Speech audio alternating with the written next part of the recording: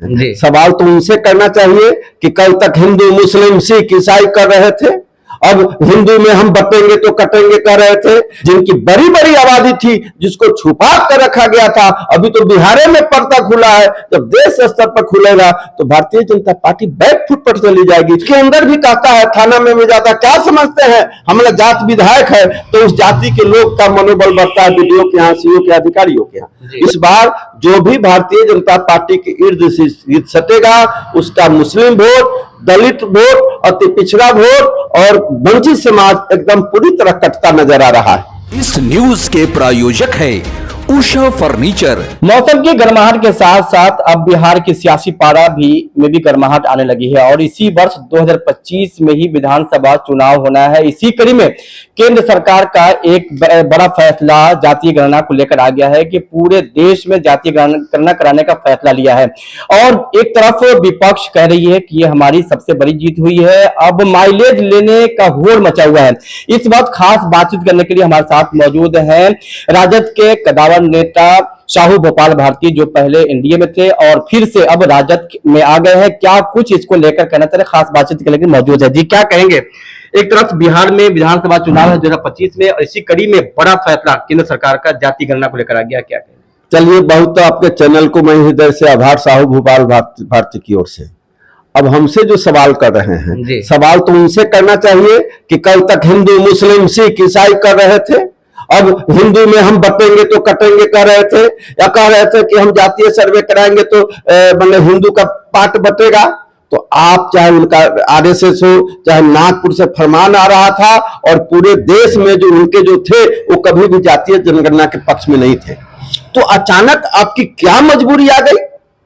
इधर से विपक्ष, चाहे हमारे तेजस्वी यादव जी हो, चाहे मैंने कांग्रेस के मैंने नेता हो, या विभिन्न कम्युनिस्ट पार्टी से लेकर खुद आप ही के महागठबंधन, आपके गठबंधन के चिराग पासवान जी से लेकर उपेंद्र कुशवाहा जी यही मांग कर रहे थे कि जातीय जनगणना हुई। आप अलग थलग पर गए थे।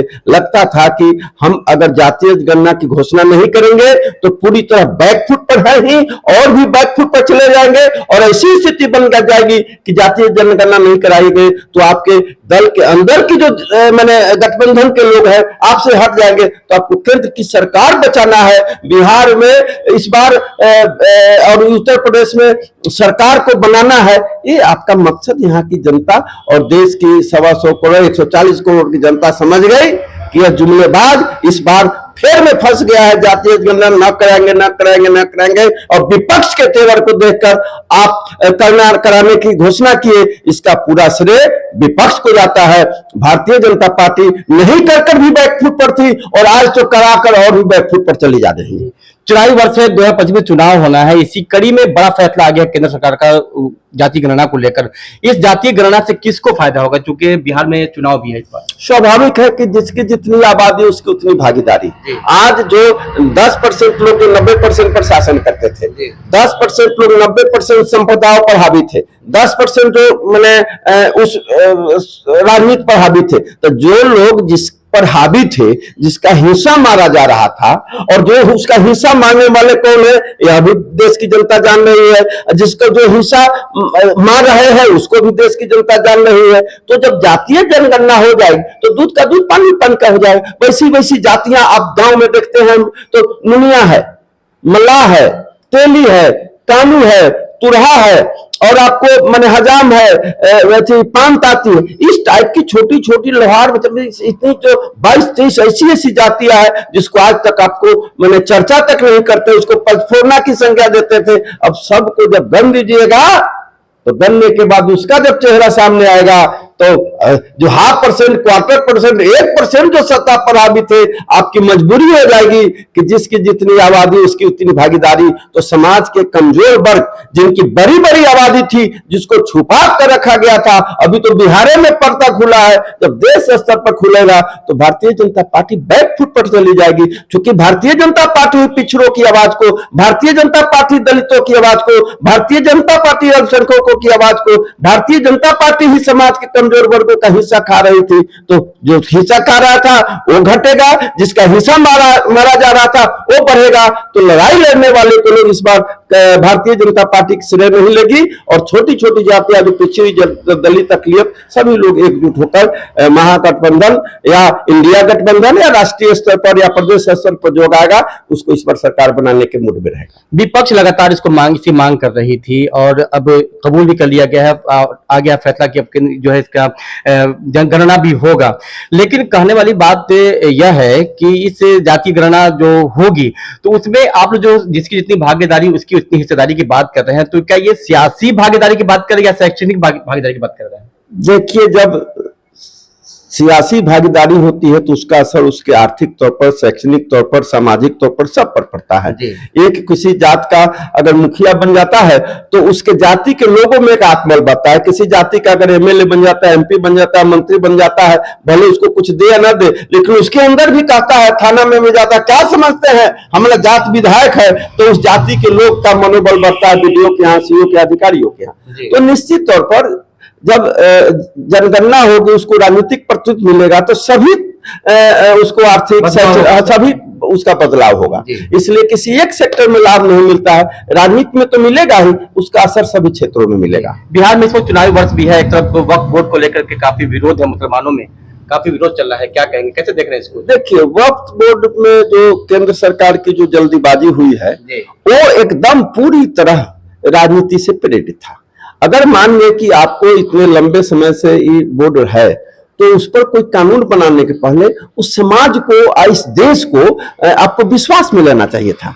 अब एक बैंक आनन फानन में वोट के ख्याल से, वोट बैंक बनाने के ख्याल से हिंदू को तुष्टीकरण करना है, मुसलमान को खिलाफ करके हम हिंदू वोट ले लेंगे, एक हिंदू समाज भी जान रहा है और मुस्लिम समाज भी जान रहा है। मैं तो देखा हूं कि इसका लाभ हिंदू समाज में कुछ कट्टरपंथी के अलावा व्यापक तौर पर लोग कर रहा है कि यह कानून जो बना है, इसमें कानून बनाने में जल्दीबाजी करके वोट के ख्याल से आपने बनाया है, इसको समस्या समाधान कैसे हो इसके ख्याल से बनाते थे, इसको आपको लाभ मिलता। लेकिन अब तो मुस्लिम समाज एकदम, पहले तो 2-4-5% इधर उधर भी चला जाता था, इस बार एकदम केंद्र सरकार और राज्य सरकार जो अभी है इसके खिलाफ जबरदस्त गुस्सा है। बीच में सेकुलर कभी कभी बन जाते थे श्री नीतीश कुमार जी, उनका तो सबसे ज्यादा पोल खुल गया, तो इधर भी कुछ वोट ले लेते थे। इस बार जो भी भारतीय जनता पार्टी के इर्द गिर्द सटेगा उसका मुस्लिम वोट, दलित वोट, अति पिछड़ा वोट और वंचित समाज एकदम पूरी तरह कटता नजर आ रहा है। इसका असर आपको वक्फ पर रहा है। एक तरफ पहलगाम अटैक हुआ, टूरिस्ट की अपनी जान गंवानी पड़ी, एक तरफ बिहार केंद्र सरकार बिहार में रैली कर रही है, दूसरी तरफ एक्टिविस्ट जो है उस पर एफआईआर हुआ, अभी नेहा सिंह राठौर पे भी एफआईआर हुआ है, कैसे देख रहे हैं इसको? क्या देखिए, इस घटना की जितनी निंदा की जाए वह कम है। मैं समझता हूं कि इस घटना को रोका जाना चाहिए था, लेकिन केंद्र में आपकी सरकार है, राज आपके मने अंदर में है और कश्मीर को आप इतना सेंसिटिव मान रहे हैं और इतनी बड़ी घटना हो जाए। पहले तो नाकाबी इस सरकार की थी, केंद्र सरकार की थी। केंद्र सरकार अपनी नाकाबी को छुपाने के लिए, अब मान गए कि नेहा राठौर कवि है, कभी तो थोड़ा आप साफ बोलता ही है, कभी साहित्यकार, पत्रकार, पर आप अंकुश लगा रहे, एफआईआर कर रहे। कहीं लोग तो, हमको तो लगता है कि आप कांग्रेस को हंसते थे कि कांग्रेस दमनकारी नीति अपनाती है, लोकतंत्र पर खतरा है, संविधान पर खतरा है। जो कांग्रेस करती थी, कांग्रेस सुधर गई और उसके जगह आप ले लिए। इसलिए इस घटना के लिए मैं पूरी तरह केंद्र सरकार की सुरक्षा की चूक मानता हूं और इस तरह की आवाज उठाने वाले लोग पर जो आप तरह तरह के दंडात्मक कार्रवाई करते हैं, यह इसकी मैं कड़े शब्दों में निंदा करता हूं। इस तरह के कोई आपने एफआईआर किया है, बिना शर्त वापस लेने की मांग करता हूं। और इस घटना पर जो आप राजनीति की रोटी सेक रहे हैं, आपका जल रहा था तो आप यूपी में अपना कार्यक्रम स्थगित कर दिए और बिहार में आकर डका रहे थे। जहां घटना घटी वहां के लोग, यहाँ आप एकदम साफ स्पष्ट हो गया कि मैंने लास्ट पर राजनीति भारतीय जनता पार्टी करके यहाँ बिहार में आकर आपने किया है।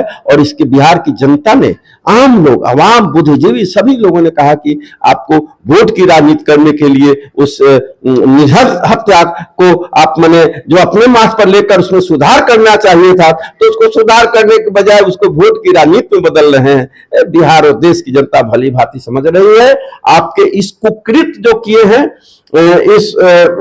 इस विभत्स इस नृशंस हत्या पर जो आपने राजनीतिक रोटी सेकने का काम किया है, उसके लिए हम समझते हैं कि बिहार की जनता, देश की जनता आपको समझ गई है और चुनाव के समय अपना एक एक कीमत चुकाने के लिए बात। शाहू गोपाल भारती तेली समाज से आते हैं और तेली समाज के लोग जो है जो सरकार सेफ होती है उसको रहने मानती है, उसी को सपोर्ट करती है। लेकिन एनडीए को अपना खासकर वो एनडीए में सेफ समझती है। लेकिन शाहू गोपाल भारती अब राजद में है, तो अब तेली समाज किधर रहेगी इस बार जो है?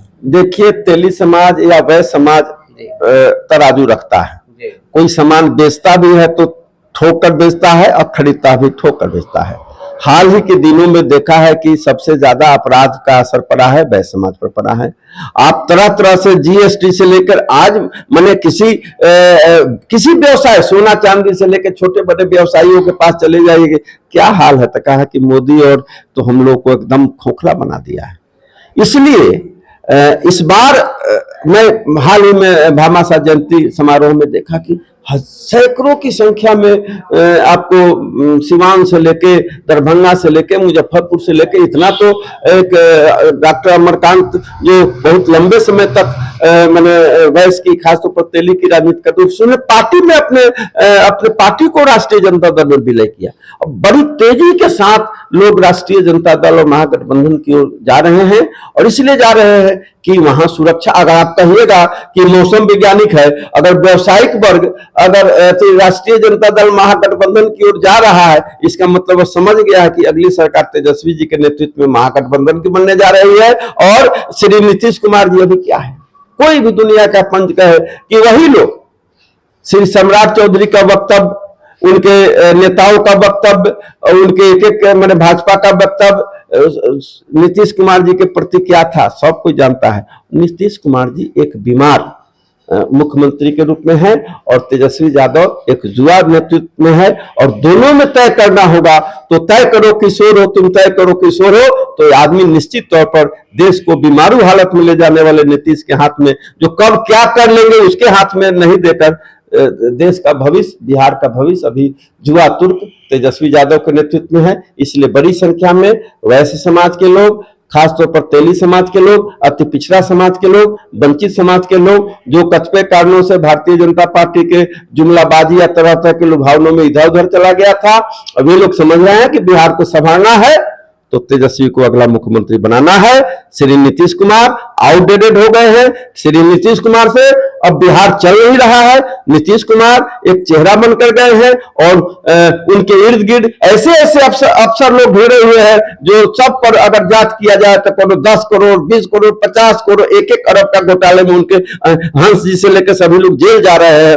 और ठीक से उनके और नेताओं पर जो इर्द गिर्द नेता जा रहे हैं उनकी जांच कर दिया जाए तो सारे लोग नीतीश के इर्द गिर्द रहने वाले मंत्री और नीतीश जी के रहने वाले अधिकारी, सभी लोग का अगला पड़ाव तिहाड़ से लेकर बिहार के जेलों में होगा। और यह तभी संभव है, उस भ्रष्टाचारियों को जेल में भेजने का सबसे नीतीश कुमार की सरकार को हटाइए और तेजस्वी यादव के नेतृत्व में महागठबंधन की सरकार बनाइए।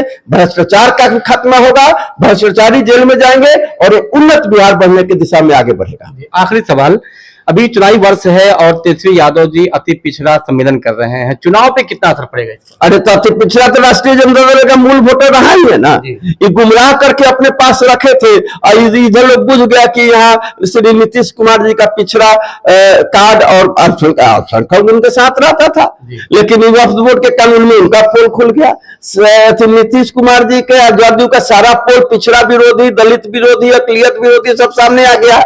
और जब इनका सामने आएगा तो लीडर कौन है भाई भारतीय जनता पार्टी का? तो श्री नीतीश कुमार है। जब नीतीश कुमार जी का पोल खुल गया है और नीतीश कुमार से इनके लोग अलग हो रहे हैं, तो भारतीय जनता पार्टी तो सेकंड पार्टनर है ना। उनके पास तो अपना कोई लीडर भी नहीं बना पाए, लीडर कैसे बना पाते? तो कभी इनके साथ, कभी उनके साथ, कभी उनके साथ। खुद उनके अंदर में श्री चिराग पासवान जी अपना अलग राग आलाप रहे हैं, श्री मेहता जी आपको अलग, कुशवाहा जी अलग राग आ रहे हैं, मांझी जी अलग। आप एक दिन ऐसा समय आएगा कि अकेले भारतीय जनता पार्टी रह जाएगी और सारे लोग एकदम बिहार में उन्नत सरकार बनाने की दिशा में आगे बढ़े। 25 में बदलाव होगा। अरे 25 में बदलाव क्या होगा? 25 में आंधी है और 25 में ये लोग अपना तरह तरह का न देख रहे हैं कि अब बचाव के लिए कभी कुछ लोगों को गुमराह कर रहे हैं। बिहार की जनता, देश की जनता गुमराह के में आके इस भारतीय जनता पार्टी, जुमलेबाजी पार्टी, जो बिहार के गरीबों की विरोधी पार्टी है, भारतीय जनता पार्टी पिछड़ा विरोधी पार्टी है, अकलियत विरोधी पार्टी है, दलित विरोधी पार्टी है, समाज के मेहनत का आवाम विरोधी पार्टी है, उसको सबक सिखाएगी और बिहार में मैंने सबल सरकार बनाएगी, जिसका नेतृत्व श्री तेजस्वी यादव करेंगे और इंडिया गठबंधन देश में करेगा। तो अभी हम खास बातचीत कर रहे थे शाहू भोपाल भारती से, जो अभी राजद में है, और इनकी बातें कैसी लगी। अगर आपके मन में कोई सवाल है तो आप कमेंट बॉक्स में जरूर बताएं, ताकि फिर जब इनसे मुलाकात हो तो हम इनसे वह सवाल पर चर्चा कर सकें। फिलहाल दे इजाजत, धन्यवाद।